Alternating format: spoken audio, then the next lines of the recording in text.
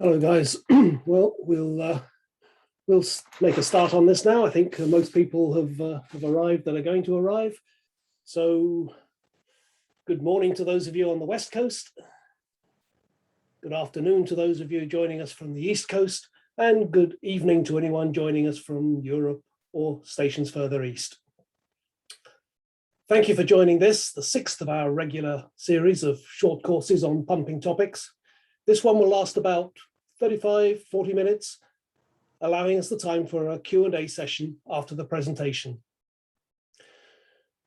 Those of you who attended any of the earlier sessions will know that we're deliberately aiming away from product presentations and towards educational content, addressing a pumping topic in each one.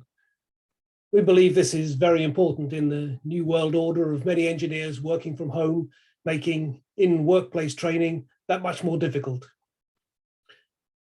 Having said which, please forgive me 4 or 5 brief slides to remind you of who we are and what we do.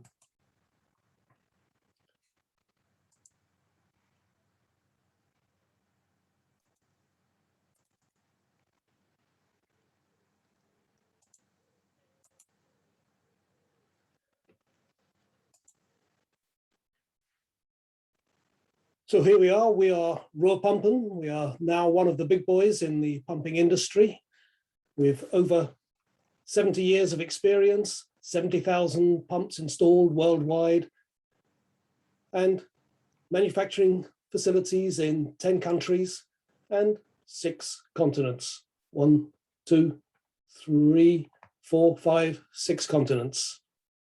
Here's where we are now manufacturing. Those of you who tuned in early will have seen a slideshow of many of our products. I've also added a few slides right at the end of the presentation as an appendix, showing the full range of our products. But here is what we make. Single stage overhung pumps, foot mounted or centerline, ANSI, ISO, general purpose or API 610. Between bearings pumps, axially split and radially split, API 610 again. Horizontal multi-stage pumps, axially split and radially split double case. Vertical pumps, multi-stage, single stage, API and general purpose, double case, single case, and even electro-submersible. Also, a range of positive displacement pumps and magnetic drive pumps, as well as package systems and fire systems. I added some slides at the end of the presentation as an appendix, showing the full range of pumps that we make, but I don't plan to spend any time going through these now. You can take a look at your leisure when you get a copy of this session. Well, that's the end of the commercial, so now back to the subject matter. This seminar is going to look at mechanical seals and sealing systems. We're going to concentrate on liquid seals and their associated sealing systems and piping plans. We will briefly talk about gland packing and about gas seals. The aim of this 30-minute session is to give you a basic understanding of the most commonly used seals and systems in the oil and gas business. It will not make you a seals expert.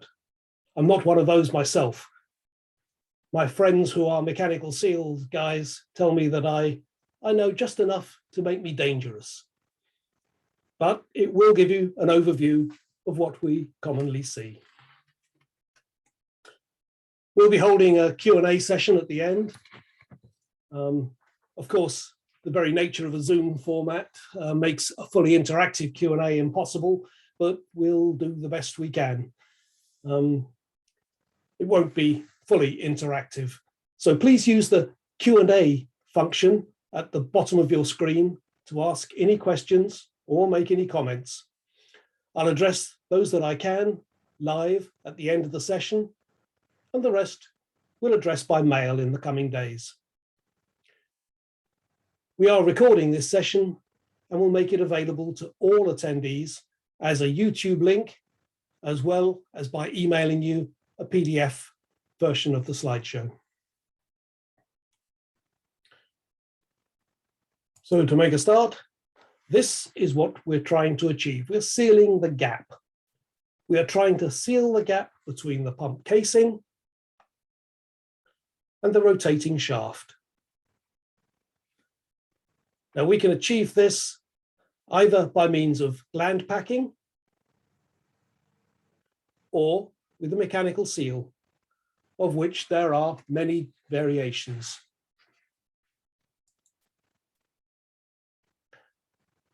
Packing comprises several rings of a braided material which form a loose fit between the shaft and the pump housing, known as a stuffing box. And the packing is compressed by the gland follower to form a tight seal between the shaft and the bore of the stuffing box. And so it restricts the leakage to a few drops per second. Sorry, a few drops per minute, I should say. At one time, woven asbestos was used for the packing material, but most commonly now, it is a braided aramid fiber. Aramid is a synthetic polyamide. So a braided aramid fiber impregnated with graphite or PTFE. Some leakage is required in order to lubricate the shaft and carry away heat.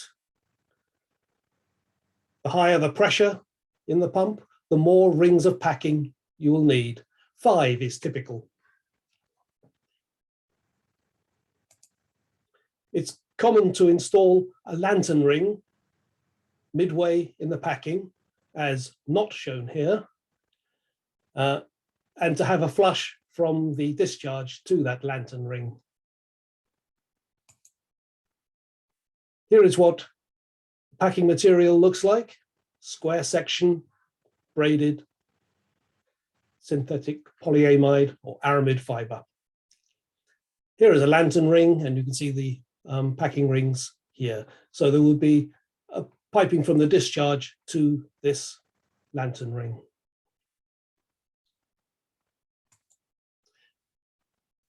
And here it is installed in a pump, an actually split case pump in this instance. So you see 3 packing rings, 4 packing rings, and a lantern ring.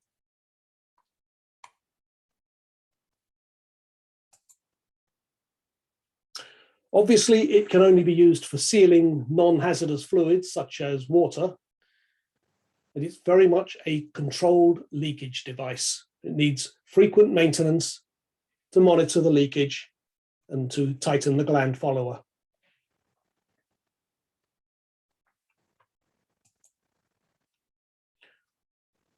Moving on to mechanical seals, there are 2 broad categories: liquid seals and gas seals, with many, many variations within each category. In this presentation, we're going to concentrate on the liquid seals, as we are limited in time, and as liquid seals are far and away the most common in our industry.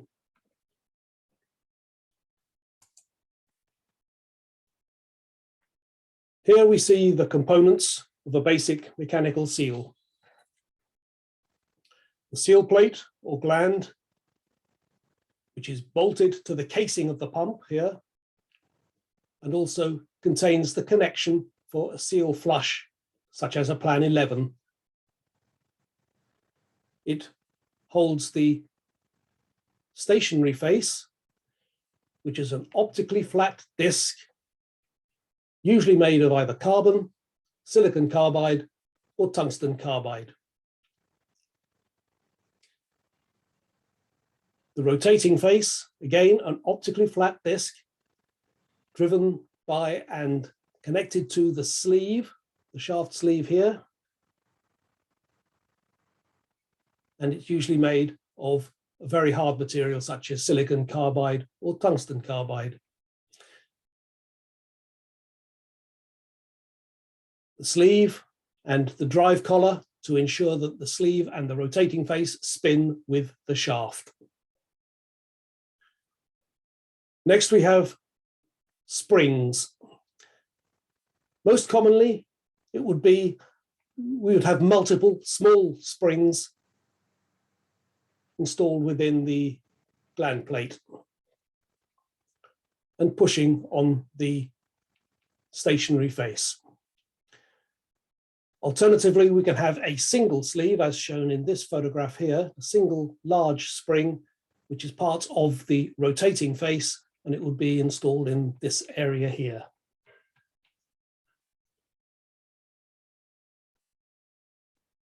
Now, what keeps the seal faces together is not so much the spring. The spring is there more to compensate for wear in the faces, but it is hydraulically balanced, the seal, so the pressure either side of the seal faces maintain the perfect clearance at this point.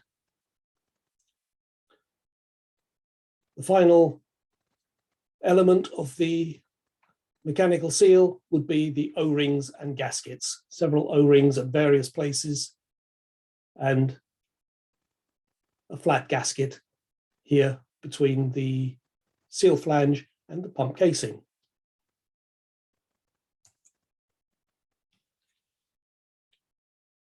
Here is the basic operating principle. Mechanical seals use highly polished faces, one stationary and one rotating, running against each other to form a seal. But they're only in direct contact when they're at rest. When rotating, they're separated by an extremely thin film of the liquid being pumped, or possibly barrier fluid in the case of a double or tandem seal. Now, I mentioned earlier that packing is a controlled leakage device. Well, so is a mechanical seal. It is just that the leakage through the faces of a mechanical seal is measured in parts per million rather than drops per minute. In the next few slides, I'll show you the main seal types that we come across. And after that, I will show you the main sealing systems, the piping plans that we use for the various seal types. So this is the basic single pusher seal as shown in the previous slides. So I don't need to say anything more about this at the moment. Typically, you'd have a plan 11 flush coming in here, and we'll come to that in the following slides. This is a single bellows seal. Here is a metal bellows. Here it is again there. This bellows acts as a spring, and it also keeps the usually hot fluid away from the O-rings as much as possible. So it's used in high temperature fluids, 200 degrees centigrade and higher.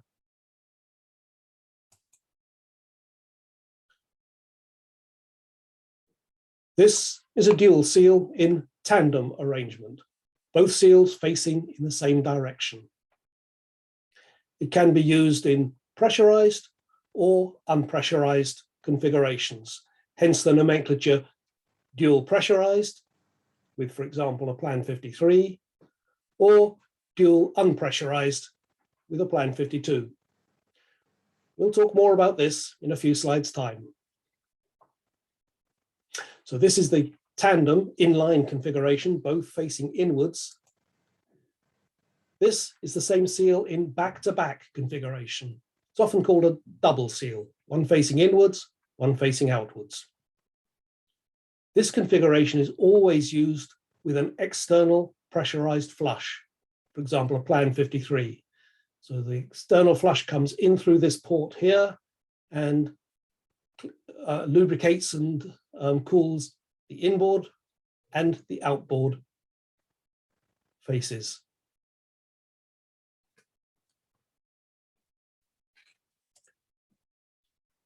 And here is a dual bellows seal, 1, 2. Again, it can be pressurized or unpressurized.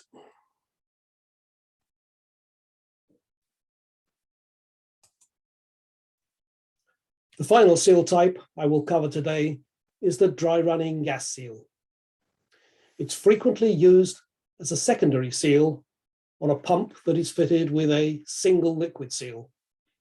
It's done in order to protect you in the event of a primary seal failure or to carry away fugitive emissions. It has microscopic machined grooves like this or like this. The design of grooves is unique to each mechanical seal manufacturer. They do it in different ways. But what they achieve is still the same thing.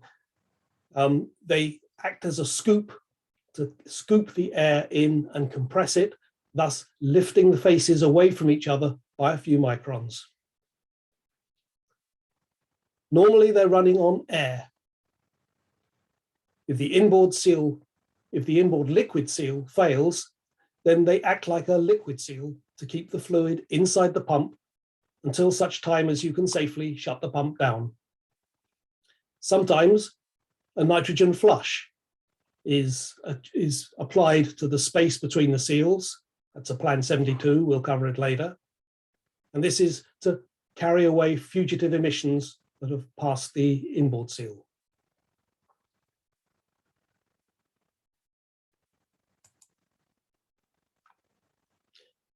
Now we're moving on to the seal flush plans. Here is Plan 11, the most commonly used flush plan. It takes fluid from the pump discharge through an orifice and into the seal chamber to provide the cooling and lubrication to the seal's faces. And then it passes through this throat pushing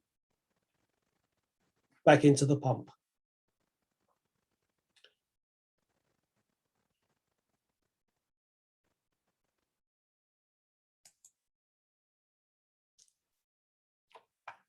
This is Plan 12.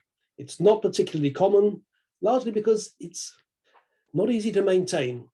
It's when you have small amounts of solids in the pumpage. So here, as you see, we have a strainer or a filter here. So the dirty pumpage comes in here and clean pumpage comes into the seal chamber. And again, back to the suction of the pump through the back to the back of the impeller. It's not popular because to maintain it, you really need to take this pump out of service. So that's not a popular solution. You can have duplex strainers or filters here, but still not a popular method.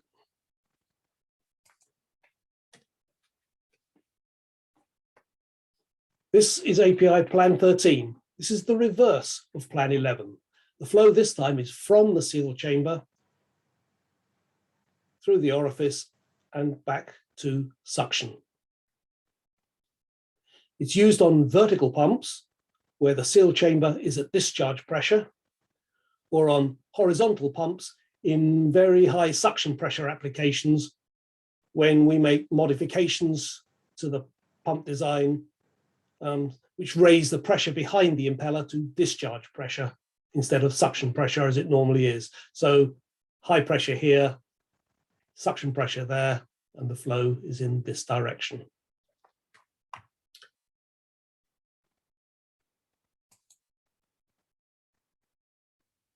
Next, Plan 14. Plan 14 is a combination of 11 and 13. So the flow is from the discharge to the seal chamber and then back to suction. You'll most commonly see this on vertical pumps, VS6 and VS1 pumps. Here is a not very good picture, I apologize, of a VS6 pump. So there's the suction flange, there's the discharge flange, the bowl assembly is down here. So flow is coming up here, out there. Here is where the seal chamber is, and you can see it would be at discharge pressure at this point.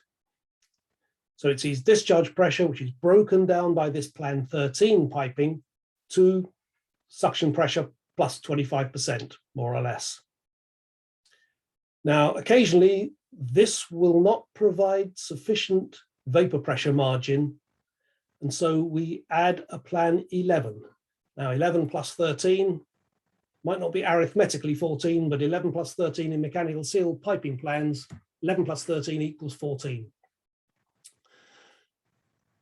Then we have discharge pressure from here coming into the stuffing box, the seal chamber, and then back to suction. So this raises the pressure in the stuffing box in the mechanical seal chamber to about suction pressure plus 75%.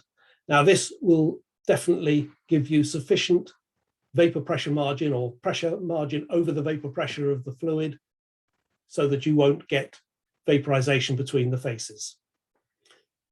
This would most commonly be in very low head pumps, 1 or 2 stage pumps, just giving 20 or 30 feet of head. Then you might not be able to get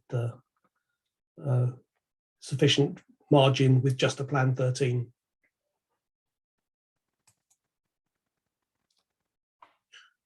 Moving on, plan 21. Plan 21 is a water-cooled version of plan 11. What we've done is now we've added a heat exchanger into the piping. So the flow is cooled, and then cool fluid comes through into the seal chamber, lubricating and cooling the seal faces, and then it passes through this throat bushing back into the pump. 2 problems with this that make it not so popular. One is that you're cooling a lot of fluid, and so it's not a very very efficient. There's a high heat load. The other thing is you've got cool fluid injecting back into hot process fluid, and that might upset your process fluid. So plan 21 is less preferred by most users, and instead we use a plan 23. Plan 23 is a continuous circulation, a closed circuit loop going through the cooler. So you're cooling far less fluid. You also are not getting the injection of fluid, cool fluid, back into the pump. The one concern possibly on this would be overcooling of the fluid.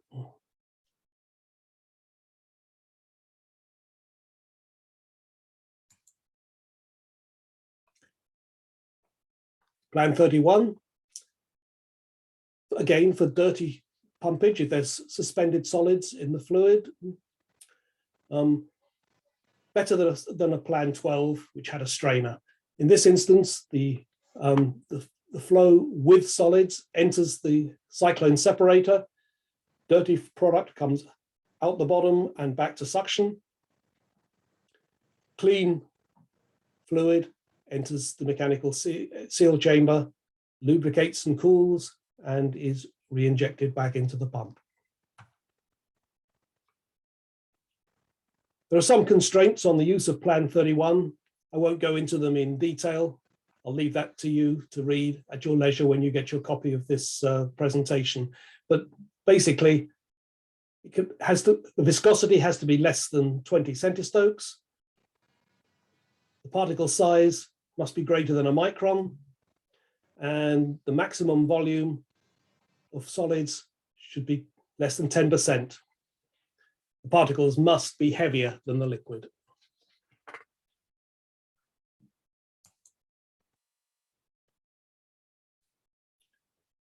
Plan 32 is for the clean external flush. Frequently the process fluid that has been cleaned and cooled and is used as the flush to the mechanical seal. So there'd be a rotometer or something of such like, needle valve, pressure indicator, check valve, and the flush comes into the seal chamber there. So nice clean flush, perfect environment for the mechanical seal.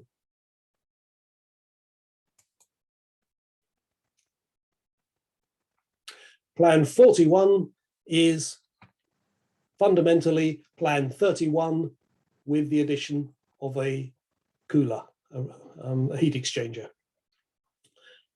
Again, the disadvantage is that you have cooled product being injected back into the pump, may upset the process, needs to be considered carefully. Also, you're cooling a large volume of fluid again.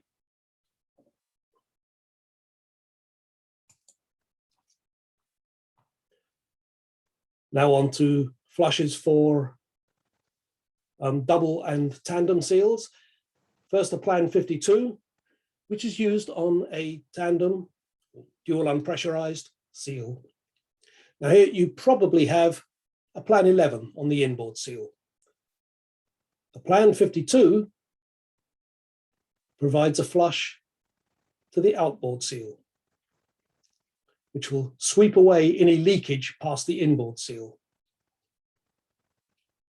If this leakage is in the liquid phase, then the level in the reservoir will gradually rise and the level transmitter will send an alarm. If the leakage is in the vapor phase, perhaps it's a propane pump, for example, then the pressure in the reservoir will gradually rise and again will trigger an alarm. So this is 52, which is for a dual unpressurized pump or tandem seal. Plan 53A is like a Plan 52, but this time it's pressurized with nitrogen on top of the liquid in the vessel. The barrier fluid lubricates both inboard and outboard mechanical seals.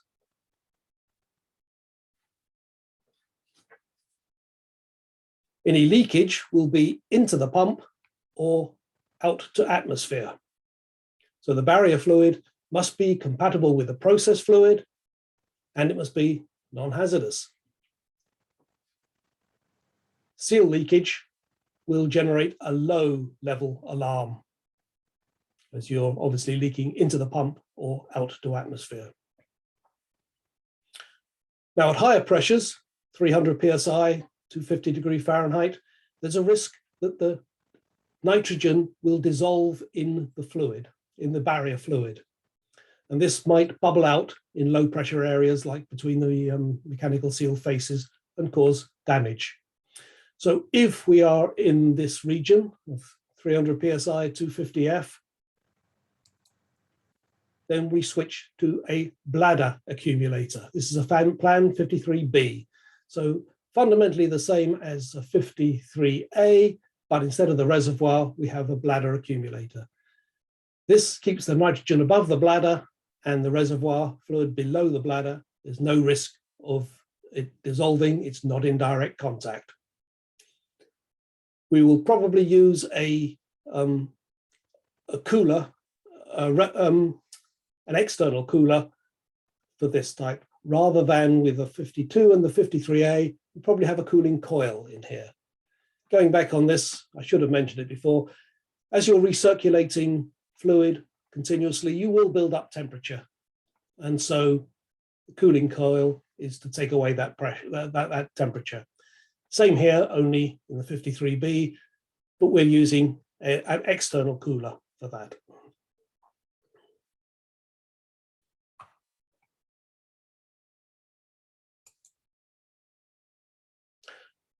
Then the third type is Plan 53C.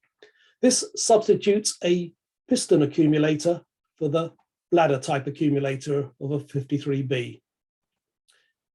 It's used when the suction pressure, seal chamber pressure, is variable. It has a reference line from the seal chamber to the piston accumulator, and so it provides a constant pressure differential over the seal chamber's pressure.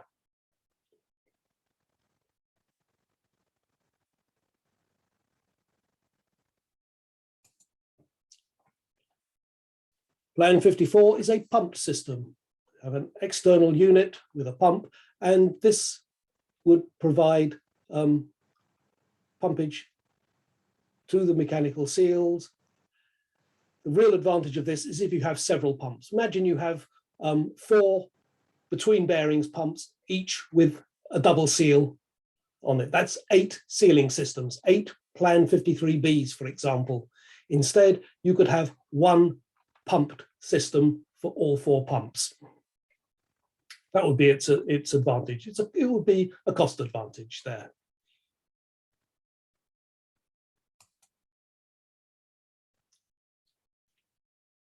Plan 62. This is used on the outboard side of a single seal, and it works in conjunction with a throttle bushing.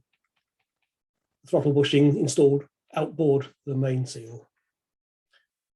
It's used to prevent coking in hot oil pumps, crystallization in, for example, sodium hydroxide pumps, or icing in cryogenic pumps. So let me explain. In a hot oil pump, for example, you'll get leakage of hot oil through the seal faces, which when it comes into contact with the air will form coke particles, which could shred the seal faces. So then we use steam as a quench medium to stop that happening. Similarly, if we're pumping sodium hydroxide, that would crystallize out on the outside of the seal and again shred the bearings, shred the seal faces. So then we use water as a quench fluid. And finally, if this were a cryogenic pump, we'd be worried about icing on this part. So then nitrogen being passed through will stop the icing there.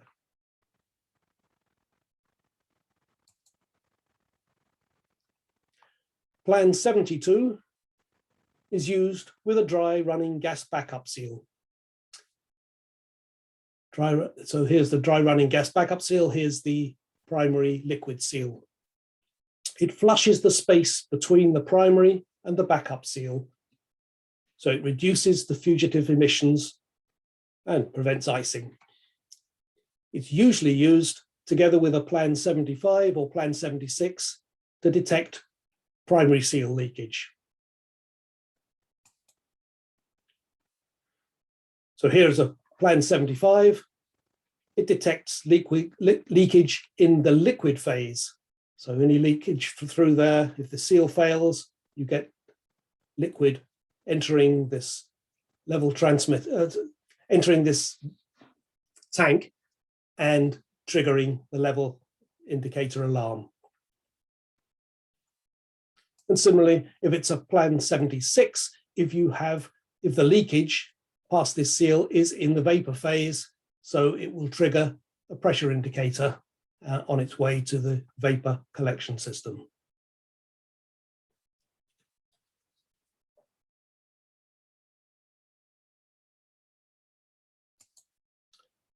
Well, that pretty much concludes the fun for today. I just get to advertise the next of the short courses. The next course is on fire pumps for the oil and gas industries. 30th of September, that's 5 weeks today. Again, 2 sessions, one for the Eastern Hemisphere and one for the Western Hemisphere. That's you guys. Invitation will be published nearer the time. It will cover fire pumps in general, but more particularly, it will cover engineered fire pump packages for hazardous areas such as offshore oil platforms and refineries. And for the future, we'll be working on a presentation on double case pumps. So I'm going to leave the meeting open for a little while in order to allow you to post in the Q&A box. And I will endeavor to answer whatever questions I can here and now. Those that need a more complete answer, I will answer by email in the following few days. Any questions you don't think of now and think of later, you can address them to us at info@ruhrpumpen.com. info@ruhrpumpen.com. Our marketing team will be sending you the YouTube recording and the PDF of the presentation. If you need a certificate of completion for this short course, again, send an email please to info@ruhrpumpen.com. Now, I see I have some Q&A here already. Let me have a look. Let me open it up and see what we have.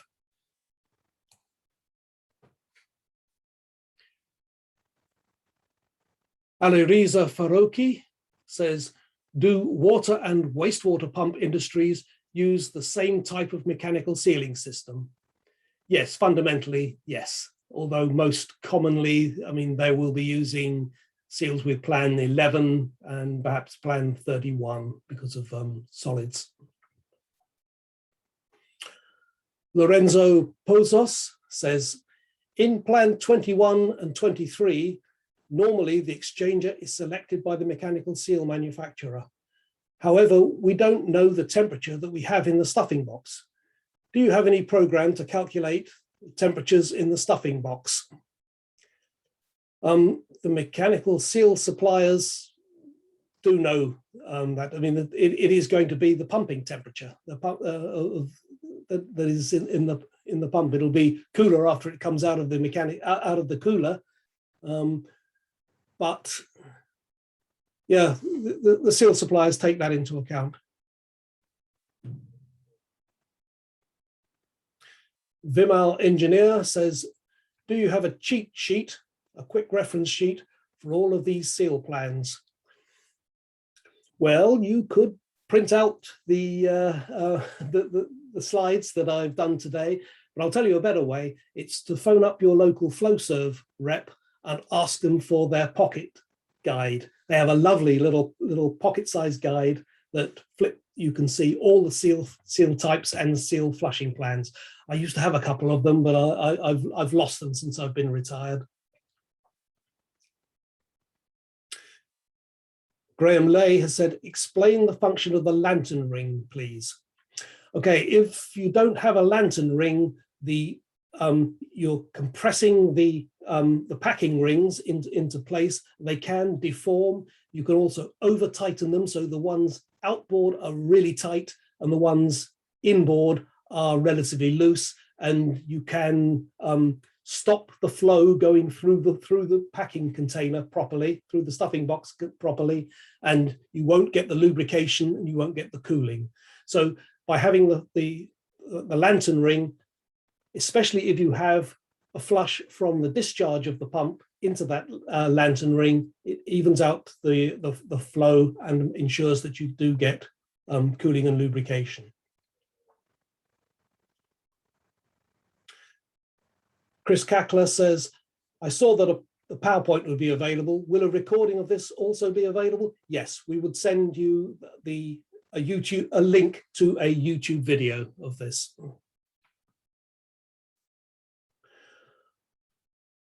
Ahmad Terme says, please also plan 65. Yes, plan 65 is essentially the same as plan 75. So for expediency, I actually took it out of this presentation. There is very little difference. Plan 65 is just collection of leakage from a single seal in conjunction with either a dry running gas seal or a throttle bushing on the outboard.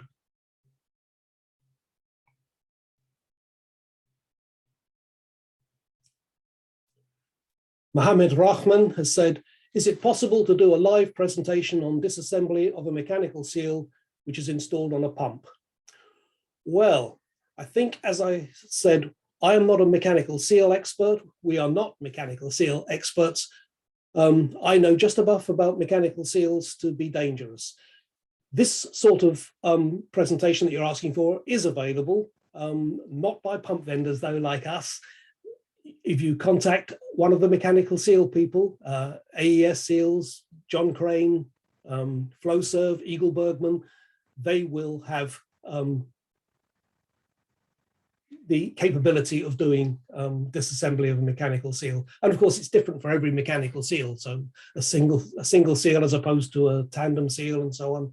So yeah, I would go to the mechanical seal suppliers for that. Rolf Kettelhoorn has said, what are the parameters that make you realize you need to take into consideration a special seal solution, special mechanical seal with assistance and assistance plan, etc.? Pressure, viscosity, temp, solids, precipitation, crystallization. Well, because we only know enough to be dangerous, we never select seals ourselves, or seldom select seals ourselves. What we do in the pump industry is we send the data sheet and details of the pump that we're selecting to the mechanical seal suppliers. Their applications engineers would go through and recommend the thing. They will understand the problems that we might well overlook, which are exactly this, the problems you've mentioned there.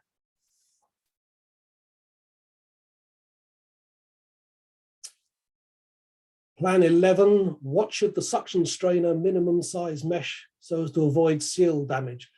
For Plan 11, there is no suction strainer. You're using the fluid straight from the pump to go to into the seal chamber.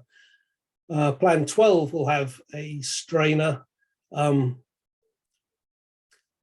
I think the question is a little bit specific for to be able to answer, because it will depend on the type of solids that you've got. Again, we don't select the seal ourselves.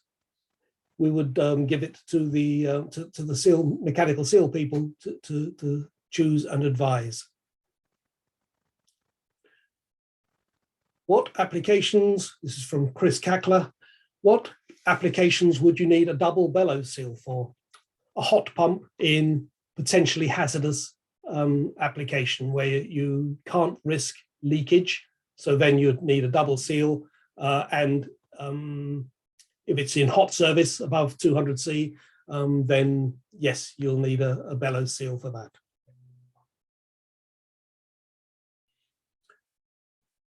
Andrew Carter says, which seal is best for high vapor pressure fluids? Best to go to the mechanical seal supplier, but there should be no reason why a single pusher seal, for example, should be okay as long as you've got sufficient pressure in the stuffing box. For example, I was showing you earlier VS6 pumps, vertical can pumps, which would be handling things like propane, quite a high vapor pressure. Frequently, they will just have a single pusher seal. And as long as you've got a Plan 14 seal flush, so flush from the discharge to the seal chamber and from the seal chamber back to suction, then you've got sufficient vapor pressure, sufficient pressure margin to keep the fluid in its vapor form.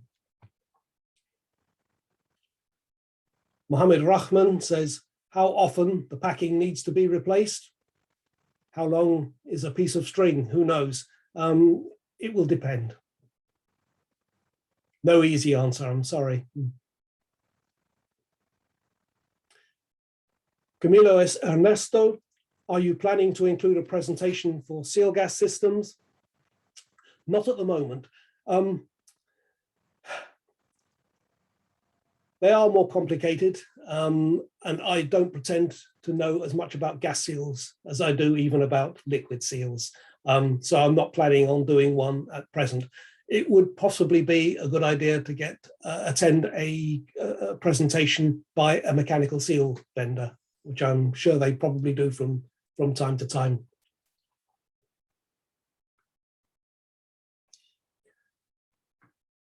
Michael Staranko, is the dry gas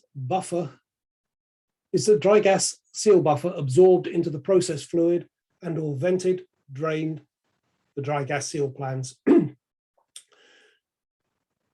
If you were talking about a double gas seal, then there is a certain amount of gas will end up passing through the seal faces and into the fluid, yes. On a dry running gas backup seal, it's acting as a flush. It's lower pressure than the stuffing box pressure, so you'll get no leakage of nitrogen into the fluid then.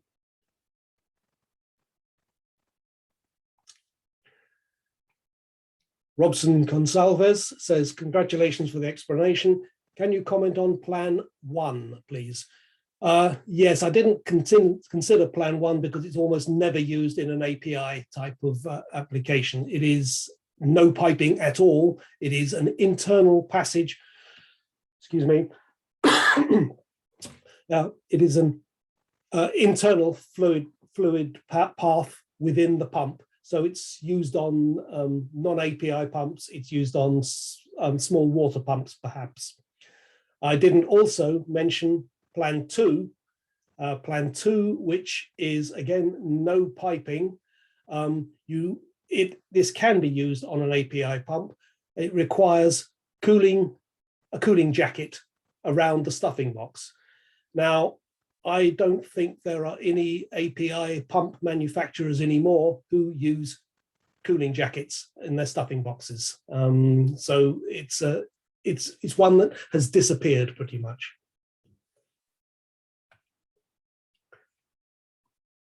Praveen Damanaj, if I have a plan 11, then I'm asking about pump suction line strainer mesh size. This is selected by the pump manufacturer, right? Services cooling water service. Well, we don't normally recommend having suction strainers other than very coarse strainers on the suction of pumps because they block up and starve the pump. So the only strainer you would have would be a very coarse strainer. We're not using it to protect mechanical seal.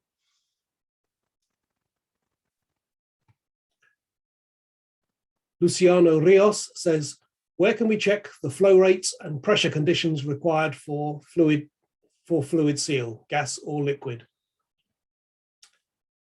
This is not something for you or for us to do, I think. It would be recommended by the mechanical seal suppliers. So again, send the data sheets to the pump supplier and or seal supplier, and they will give you the recommendations. That appears to be all the Q&A ones at the moment. I'm just looking to see if some people might have put something in the chat instead of in the Q&A. Let me have a look here.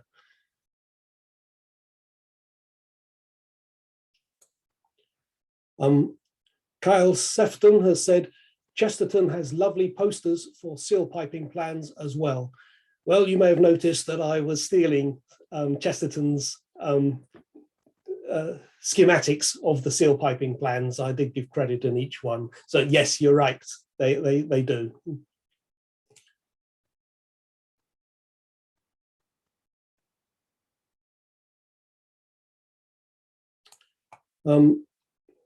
Paulo Burla has said, Mr. Smith, is there any application of Plan 31 for wastewater that you know of? No reason why not. Yeah. Again, if you've got solids that can be centrifuged out, then yes, no reason why not. So that concludes all the chat. I don't see any more Q&A, so I will say goodbye. Thank you for attending today. I enjoyed preparing and presenting this presentation. I hope you found it useful. So see you on the 30th of September in 5 weeks' time for the next short course, which is going to be on fire pumps. As you can hear, my voice has gone. It's nearly 6 o'clock here in the UK, so I think it's beer o'clock for me. So bye-bye to you all. Have a good day.